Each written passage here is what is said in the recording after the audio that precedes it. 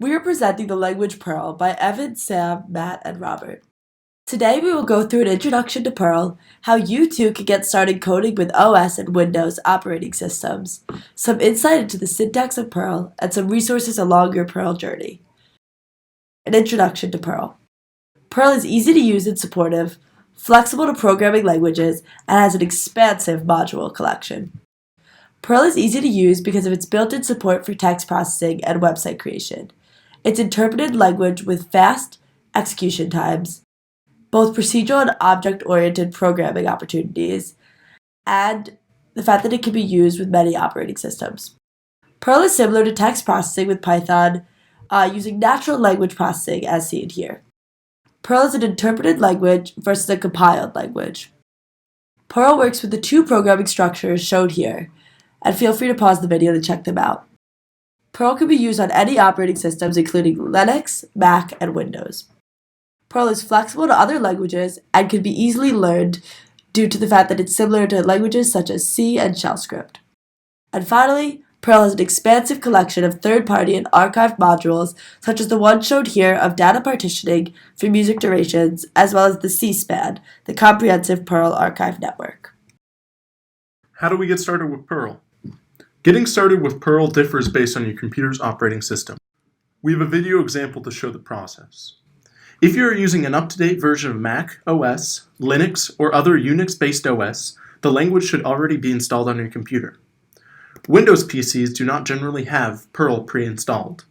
If Perl is not downloaded on your computer, go to perl.org/get to download the version that is right for your operating system. Make an account to download the latest version of Active Perl. After running the installer, you can use your computer's built-in text editor, such as Notepad for Windows or TextEdit for Mac, to get started coding.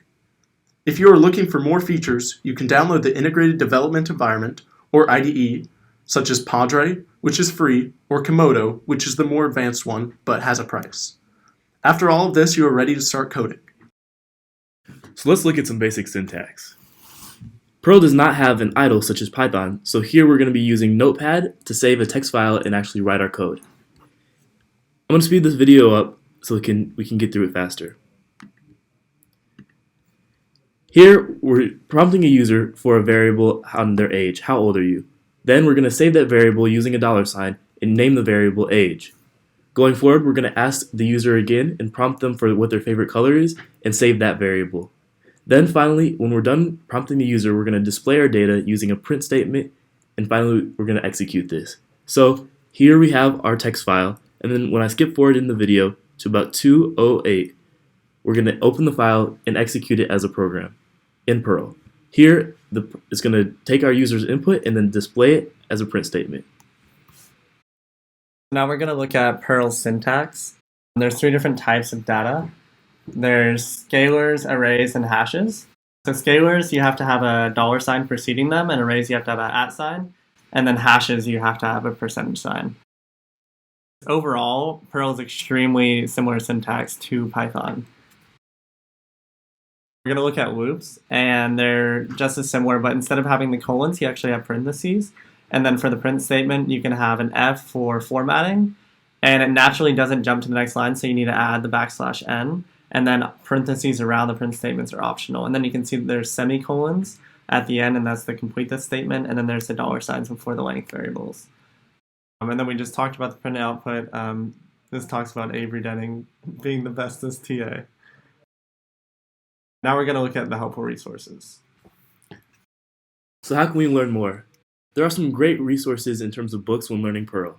Learning Perl, this one teaches you the basics and it shows you how to write programs, which in Perl can be short fixes to complete web applications. Once you get a little bit more advanced, there's Programming Perl, Perl Best Practices, and Modern Perl. And all of the Learning Perl books have exercises and chapters in them so you can really get good at writing code. Also, online, you can have a quick crash course such as Perl 101 or Perl Tutorial for Beginners that walks you through downloading all the way up to writing basic syntax. Or you can look at our two-pager, which is also a great resource for learning Perl. Thank you for your time.